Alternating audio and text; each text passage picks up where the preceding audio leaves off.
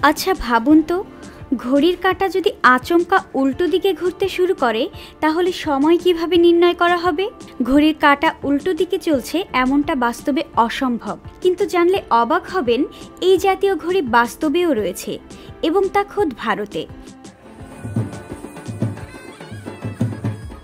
সাংস্কৃতিক বৈচিত্র্যে ভরপুর এই দেশে অনেক উপজাতীয় সংস্কৃতি রয়েছে, যা ঐতিহ্যগত সংস্কৃতির বিপরীতে কিছু রীতিনীতি অনুসরণ করে।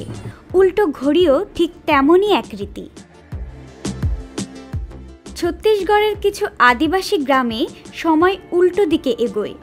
এই গ্রামের সমস্ত ঘড়ির কাঁটাই বিপরীত দিকে চলে, সুতরাং দুপুর 12টার পরে দুপুর 1টা না বেজে হয় সকাল 11টা।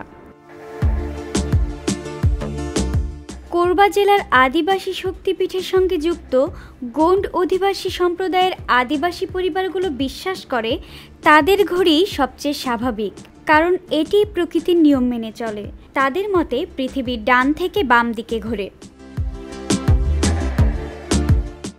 এমনকি চাঁদও পৃথিবীর চারিদিকে ঘোরে ঘড়ির কাঁটার বিপরীত দিকে।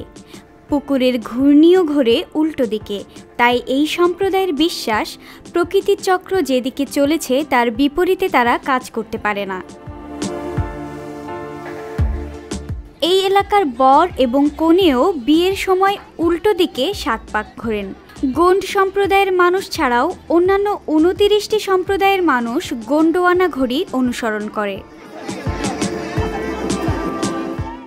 আদিবাসী সম্প্রদায়ের এই মানুষরা মহুয়া, পাসা এবং অন্যান্য গাছের পুজো করেন।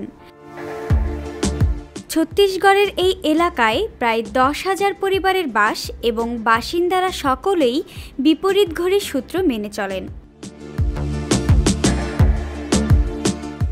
গুলশান জাহান সারিকা, ভিউজ বাংলাদেশ।